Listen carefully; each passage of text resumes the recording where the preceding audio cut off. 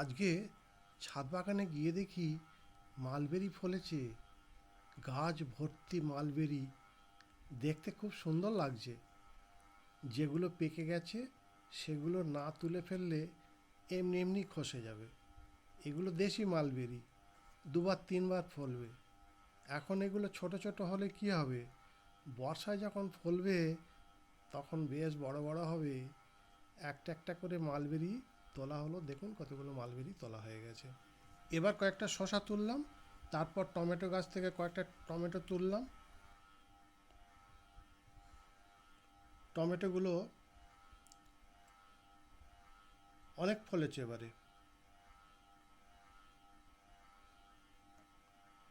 দুধের ক্রেটে লাগিয়েছিলাম।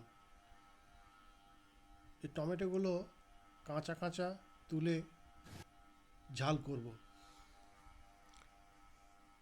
সকালে রুটির সঙ্গে কাঁচা টমেটোর ঝাল দিয়ে নাস্তাটা ভালোই হবে।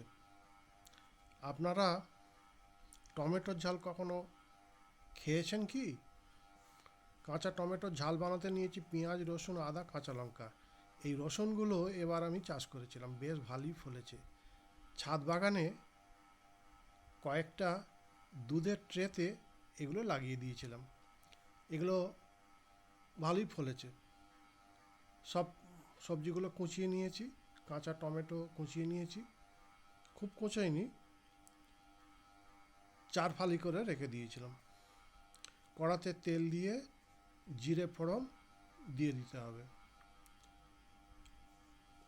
এরপর রসুন, পেঁয়াজ, আদা, কাঁচা লঙ্কা এগুলো সব ছেড়ে দেবো। বেশিক্ষণ লাগবে না, তাড়াতাড়ি হয়ে যাবে।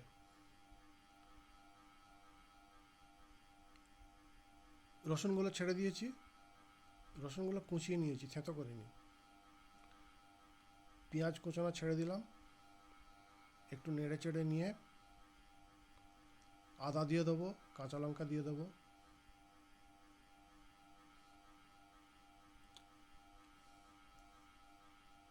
স্বাদ মতো নুন দেবো, বেশি নুন দিলে হবে না।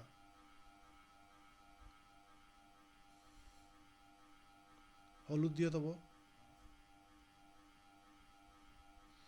একটু নাড়াচাড়া করে নেব। এরপর কাঁচা টমেটোগুলো ছেড়ে দিলাম।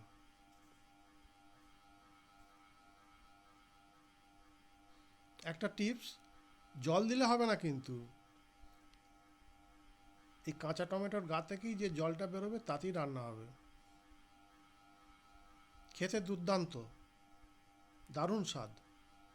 একবার বানিয়ে দেখুন ঘরে।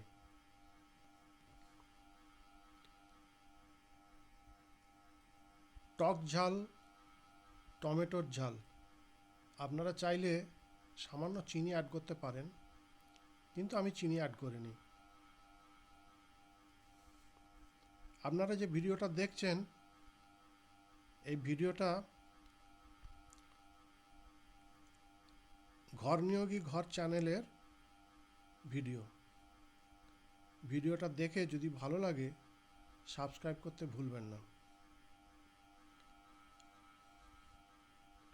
সকালের নাস্তায় হাতে গড়া রুটি, কাঁচা টমেটোর ঝাল, সঙ্গে মালবেরি আর গাছ থেকে তুলে আনা শসা কুচিয়ে দিয়েছি, খুব ভালো লাগবে।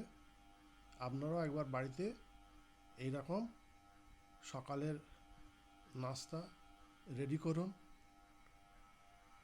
খেয়ে বলবেন যে হ্যাঁ, সুন্দর লাগবে।